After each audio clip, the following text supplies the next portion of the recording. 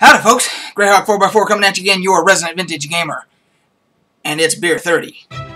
Let's go.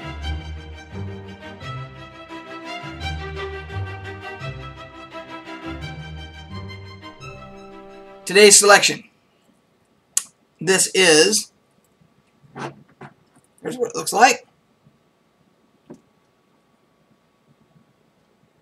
And it is a Krystalweizen from Squatters Brewery here in Utah, and this is what it looks like, the label and everything.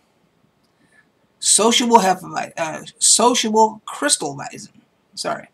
And obviously the difference between a Krystalweizen and a Hefeweizen is crystal, as the name would imply, is clear. It's still a wheat beer, it's just filtered.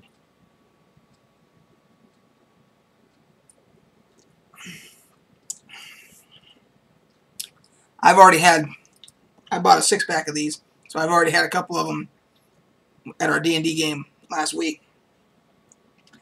They are phenomenal.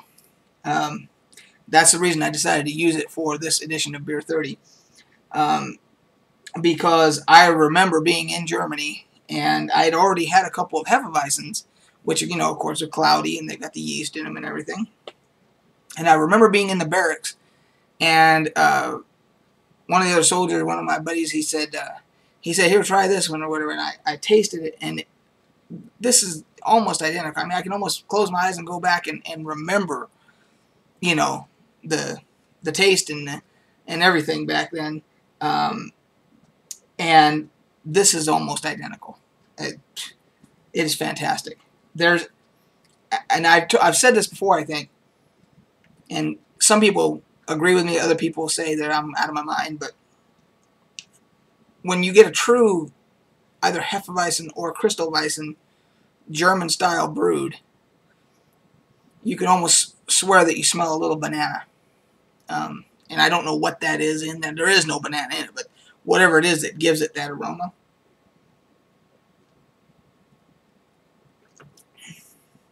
But there is no better beer, it's for the summertime, than that one right there. It's above 95. It has been all last week, and it's going to be all this week, and that is perfect. So well done, Squatters. They are not even my favorite brewery here in Utah, but they're quickly changing my mind, possibly, if they keep making beers like that. So in any case, that is the selection for this edition. This edition is going to be in celebration of the 40th anniversary of my favorite movie of all time. And talking about Jaws. This movie came out 40 years ago on June 20th was the actual 40th anniversary, and I was about 8 or 9 years old, and I just remember it scared the crap out of me. I was probably too little to even watch a movie like that, but I remember my next door neighbors, their daughter was a friend of mine I used to play with all the time in the neighborhood. And they were going, and they said, you know, we'd like to take AJ with us. And my mom and dad were like, okay, no problem, whatever. And we went to the drive-in.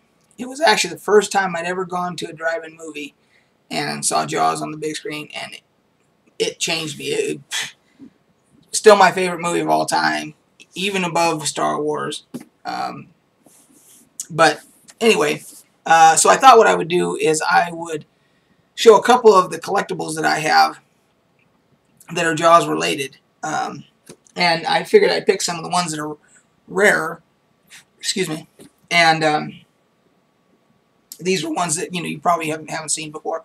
If you're old like me, you probably remember this game. This is the Jaws game, and it's a stupid game. I mean, it is for kids, you know. And I actually have, it's complete.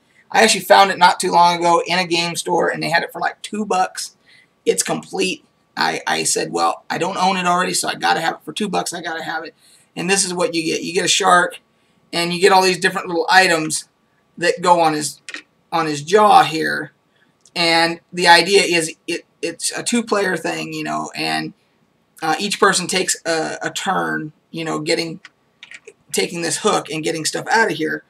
And the bottom line is you don't want to be the person that grabs the item and then the jaws slam shut. And they're just held open with a rubber band and the weight of all these items. And so you just keep taking items out, and then, you know, eventually the jaws will slam shut. But you don't want to be the person that's caught. See? And there it goes. And so it's just a silly little game. I could imagine that for a drunk game, if everybody was drinking, it'd be kind of like Jenga or something like that, where, you know, with Jenga, you don't want to pull out the piece that makes the whole thing collapse. It's the same type of a thing. It's just, but it's Jaws. And, you know, they've got different things. They got like a skull in there. I don't know if you can see that. Let's see. There we go. There's like a skull and a leg bone and, you know, a tire. And, of course, half of all this stuff, I guess that's a wagon wheel. I don't know. Part of a wagon wheel or whatever. But everything's blue with the exception of the bones. Anyway, it's just a silly little game, but I didn't have it in my collection, and it was only like $2. So I had to get it, if nothing else, for the box. The box is cool. So that's number one. Number two,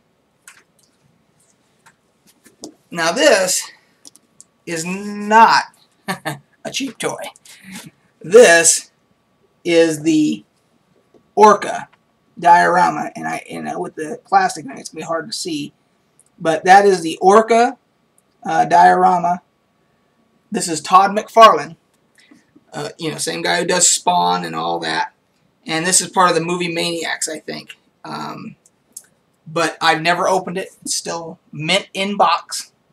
And they are hard to find now. So you can look on eBay if you want to see what they're worth. But there is and I know you can see the shark there. And this is the scene where Quint meets his demise, and you notice Quint's not there. He is in the box. He is over here, and you'd have to take him out and put him in the...